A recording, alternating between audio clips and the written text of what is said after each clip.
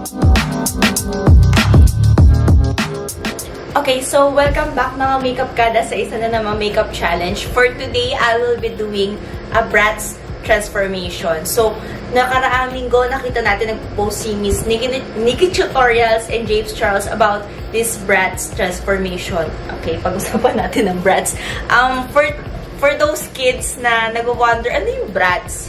It's a doll na nilabas nung I think 2000s. And tingin ko hindi na sila naglalabas nun ngayon. If interested kayong malaman kung ano-ano yung mga itsura ng mga Bratz dolls, i-google nyo na lang sila kasi wala na ako nakikita nagtitinda nun. Although may mga Barbies pa rin hanggang ngayon. Actually, ako, ang talagang kinalakihan ko talagang dolls is yung Barbie dolls.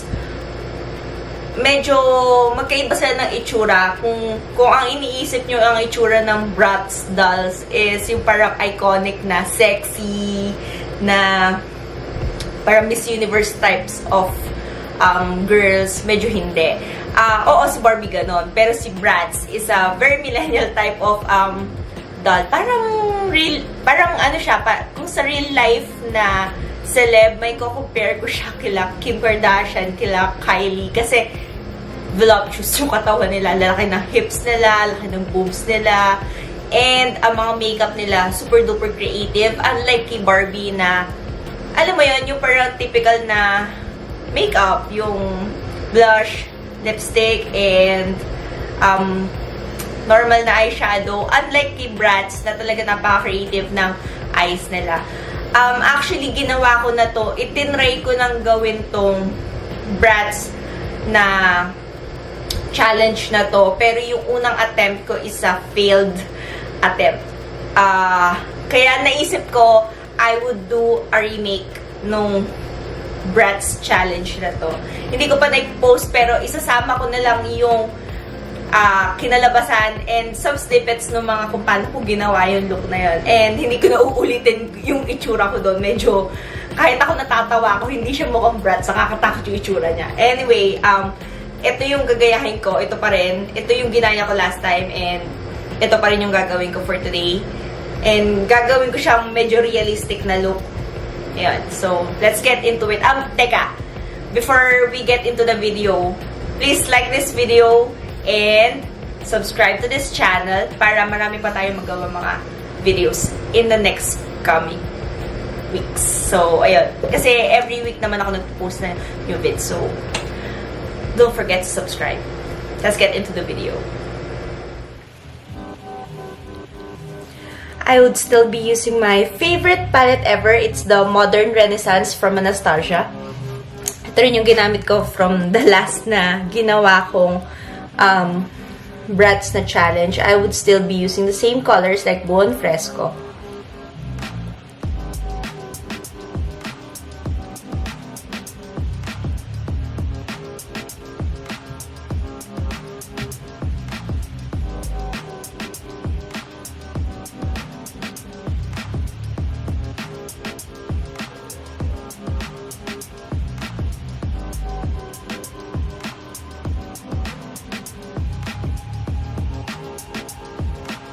Buon Fresco is the one that looks like a lilac shade. Pero pag pinahid mo siya, medyo para siyang brown. Na yun, may hint lang ng color ng lilac.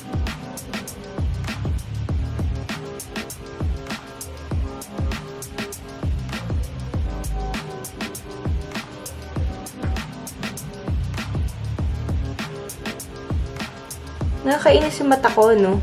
Kasi, kinakain niya yung eyeshadow. Doon sa isang video na ginawa ko, naglagay ako ng fake eyelids or yung false eyelids. Yung ginagawa ng mga Korean para magkaroon ako eyelids. Kasi kung mapapansin nyo, sobrang hindi pantay ng eyelids ko. Pero gagawa na lang natin ng paraan. Kasi, yung false eyelids, pag marami ka na napapack in ng mga eyeshadow, hindi dumidikit na maayos. Nakikita siya, halata. So, hindi ko na siya gagamitin. Gagawan ko na lang ng paraan na makita pa rin yung eyeshadow kahit na medyo monolid yung isa.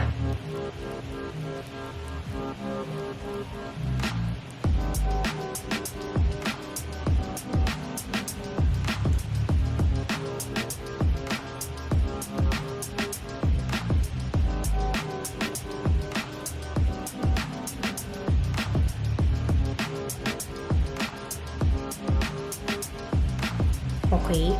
And then, yung colors naman nung tinitignan natin is hindi naman ganun kadami. Parang lilac shade lang naman and shimmery color lang naman na meron. So, yun pa rin yung gagawin natin.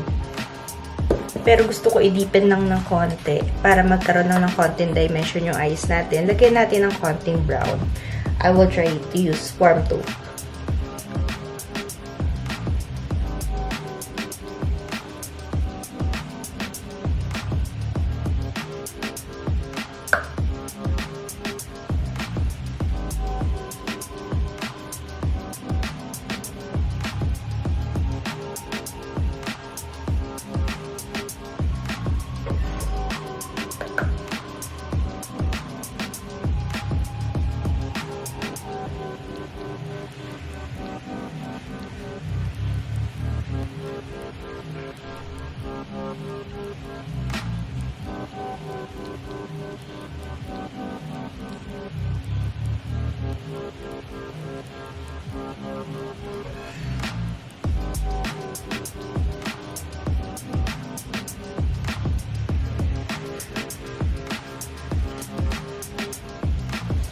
And then, i-blend natin lahat para mukhang natural yung itsura.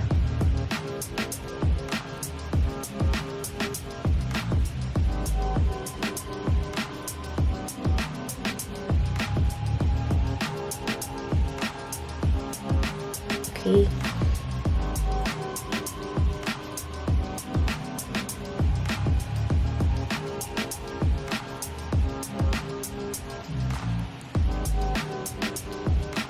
Kumuha lang ang concealer para magkaroon tayo ng cut crease. Minimal lang ako maglagay ng cut crease. Hindi ako masyadong ma-cut crease.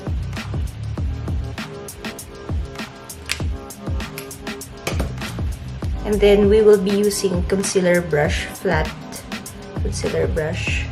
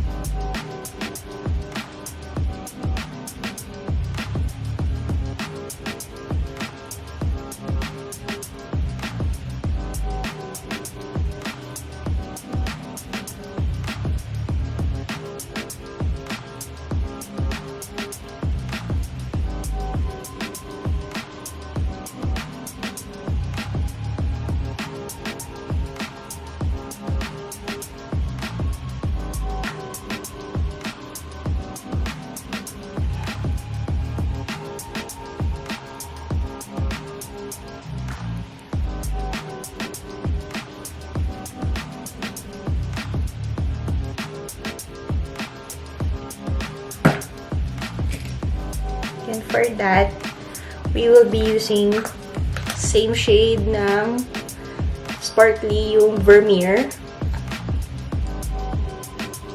Ito rin yung ginamit ko from the last na Bratz challenge siya ginawa ko.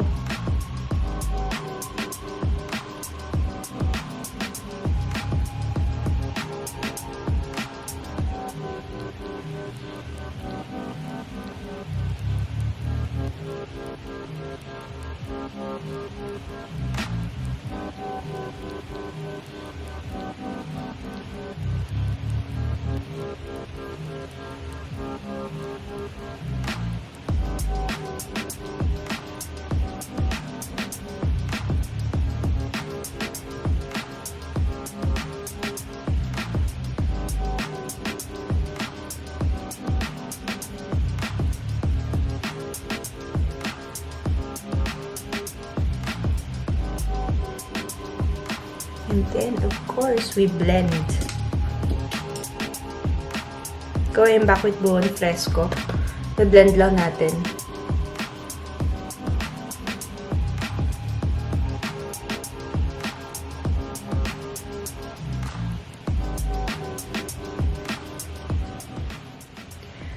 Okay, so probably from last time, yung biggest mistake na nagawa ko is overlining with eyeliner. Kasi nga, tinatry kong gayahin yung super defined outline na mata ng Bratz. Which is ito. Pero, hindi siya mukhang maganda sa personal. So, kailangan kong i-remake ng medyo makatotohanan. So, gawin na natin siya.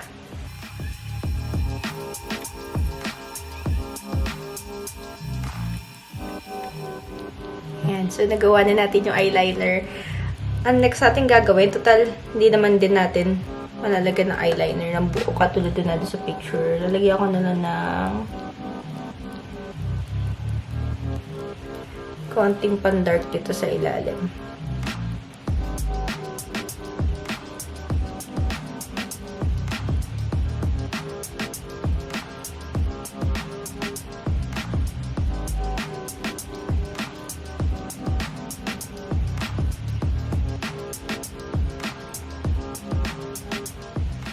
And, ayan. So, nailagyan na natin yung false eyelashes natin and some contacts para magmukha tayong doll. And, last but not the least, ang favorite part natin is yung lips ni Bratz. So, yung lips ni Bratz is parang may mga fillers. Nakaganyan siya. Ayan. And, to try natin siyang gawin. But first, I will get my lip liner para mas mukhang malaki through overlining. I would still be using the same shade na ginamit ko noong nakaraan. It's the Whirl from MAC. It's a lip pencil para ma-overline ng natin lips natin.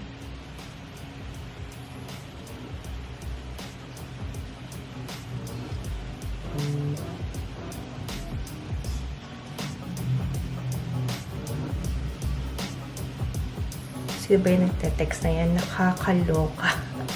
Kanina pa tunog na tunog yung phone ko. Siguro, yun yung labas ng labas dun sa pintuan namin. Tingnan nyo, tapos na ako mag-vlog. And hindi pa ako tapos ng vlog. Gabi na.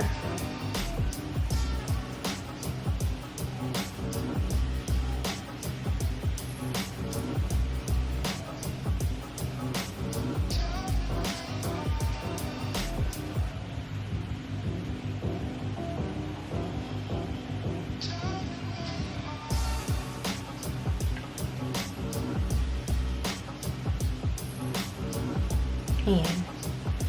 Mukha na mas malaki yung lips natin. Next, I will be using MAC Cream Sheen in Lickable.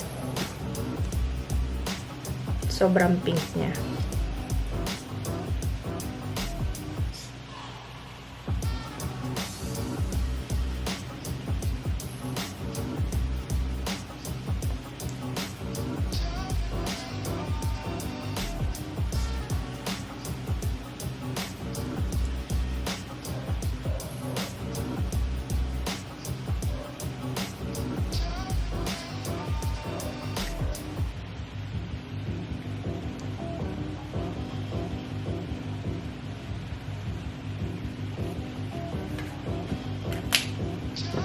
And hindi tayo titigil doon. We will still be applying a lip shimmer para mas mukhang malaki yung lips natin.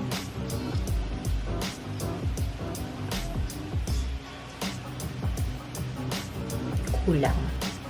Kailangan madami-madami.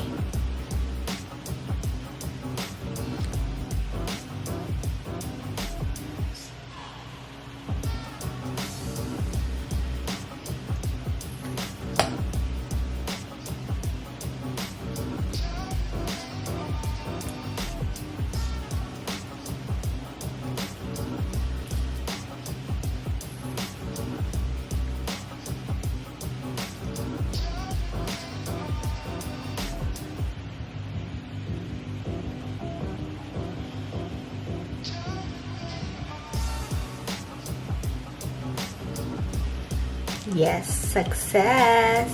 Ang laki ng ating lips. Grabe.